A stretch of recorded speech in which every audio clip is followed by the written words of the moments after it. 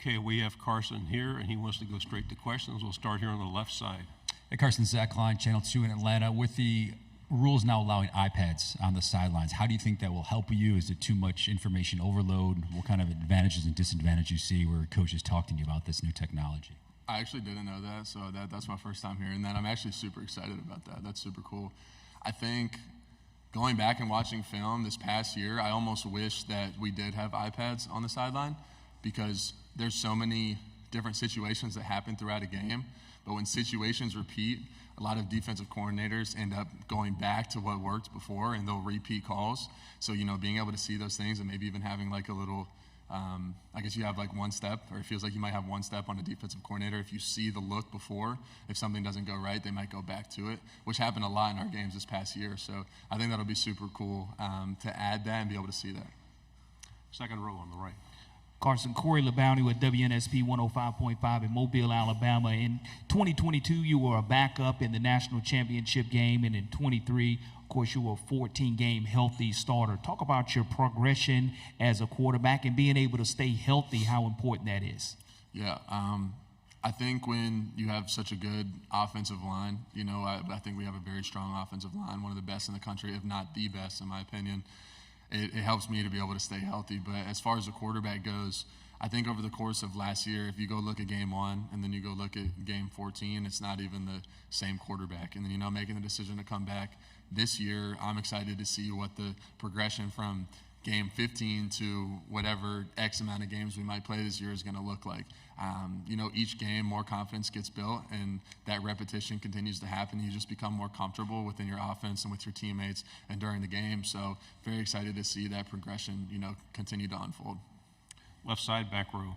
Dan Peck, ESPN 106.7 in Auburn. A couple of your top targets from last season are in the NFL now, Brock and Ladd, among others. Who do you anticipate stepping up among the wide receivers and tight ends this season? Yeah, I think there's so much depth on our offense and there's so much talent that there's not one or two names that I could really pronounce right now. I'm actually, which makes me excited as a quarterback. I'm very excited to see who those guys are going to be that step up and make those big-time plays and those big-time moments. We have a lot of big games coming up this year, so who's going to step up? Who's going to be that guy? Who's going to be the go-to guy? Or is there one? Is everybody, going to, contribute equally, which is kind of what we saw last year. There's a lot of guys that stepped up in different games and contributed, so super excited for, the depth that we have and all the talent that we have on offense. Front row, right side. Carson, Eric Bailey with the Tulsa World. For Oklahoma's football team and Oklahoma fans, can you describe how tough a road game is in the SEC for Oklahoma? And also, what is the toughest road game you've played in the conference? Yeah, obviously playing on the road in the SEC is very difficult. Every single game is going to be packed out, And, being a top team in the country like we have been these past couple of years, they're going to show up and they're going to give you your best, Every time we walk into a stadium, we know that we're going to get their best, and we know that that stadium is going to be packed out. It's going to be loud. It's going to be difficult. There's going to be communication problems, but, you handle that in practice. You practice that, and then once you get in the game, you're comfortable with it. But obviously an SEC schedule is very difficult. I'd say the hardest road game was my first one, was at Auburn. I'd never been on the road before as a starter. Obviously, I had experienced road games from the sideline, knowing how loud it is, but it's different when you're in the heat of it, when you're thrown into the fire and you have to be the one to distinguish the fire. So, but I'd say Auburn, that was definitely, it was very fun. I'll say that, although difficult, very fun, and I definitely enjoyed playing at that stadium. Left side, and then pass it to your left. Okay. Tyler Shaw with KBTX and College Station. Texas is another team joining the SEC, and they're on your schedule. Just kind of how much are you looking forward to welcoming them to the league? And then in the past, in the Big 12, it was a penalty for horns down. The SEC, that's not the case. Is that kind of popular horns down gesture, something you and your teammates would maybe like to utilize? I think Coach Smart would be upset if we did that. We'll stay away from that one. But no, obviously, we do have them on the schedule. I'm very excited to play at that state. I've never been there before. I never visited, never seen it. So very excited to play them. Obviously, a very talented team, and obviously we have a tough schedule coming up, and we have some big road games against some really talented teams in cool environments. So I'm always excited to go on the road and experience someone else's environment. And yeah, I know we have a good schedule coming up. I'm excited about it. Right side of the aisle and then pass it to your left. Jeff Howe, Horns 24/7. Carson, apologize for another Texas-related question, but Bill Norton was a teammate of yours for a couple years at Georgia. Don't know if you still talk to Bill, how well you got to know him while he was at Georgia, but just thoughts on Bill as a person, a player, and what kind of player is Texas getting with Bill Norton? Yeah, I think we had a pretty good relationship whenever I was at the University of Georgia. So actually my first visit, he was on his official with two other guys that he came in with initially. So that's actually one of the first people that I met at the University of Georgia. But I think he's a great player. He's a great guy. We always had a good time whenever we were together. So Left side of the aisle.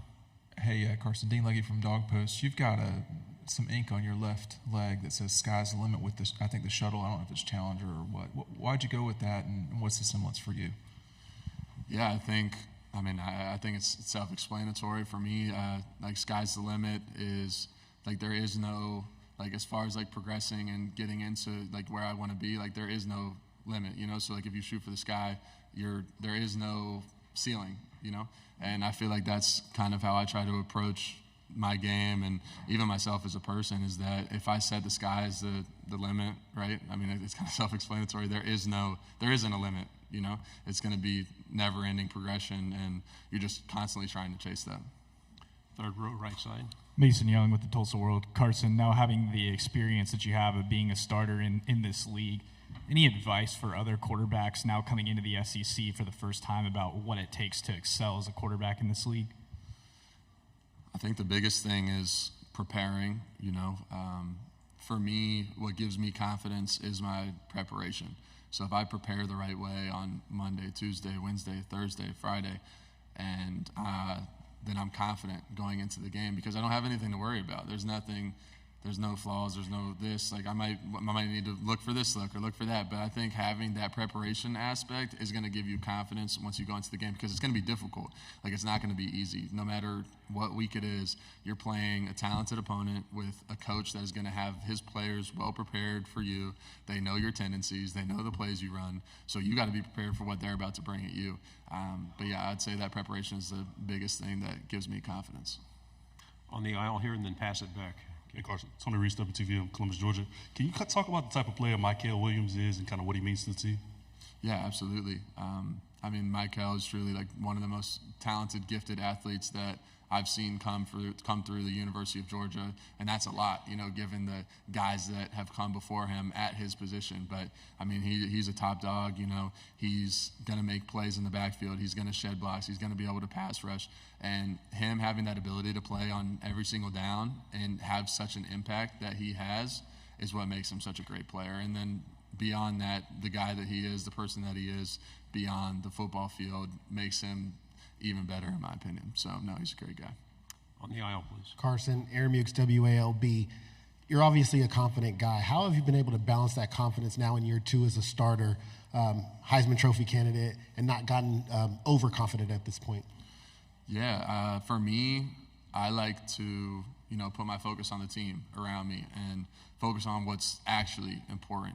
You know, when you focus on the team and you really put other people before yourself and you are selfless and you focus on your wide receivers, you focus on the O-line, you focus on the tight ends, you focus on the defense, you focus on the team as a whole, it kind of takes all that, you know, outside noise and pressure of these individual awards and individual statistics, and it puts it on, okay, let's win this week, and then let's win the next week, and then so on and so forth. And when those things happen and you can focus on the team and everybody on the team is on that same mindset, that's when those individual, you know, kind of awards start to happen. So, like I said, just focusing on the main thing and keeping that the main thing.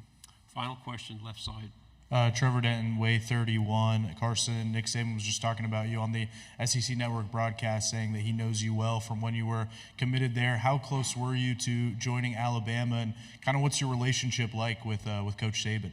Yeah, obviously I was committed there. I want to say it was my sophomore year of high school to just after my junior year going into my senior years when I decommitted and committed to Georgia. I'd say I have a great relationship with Coach Saban, obviously one of the best, if not the best college coach of all time.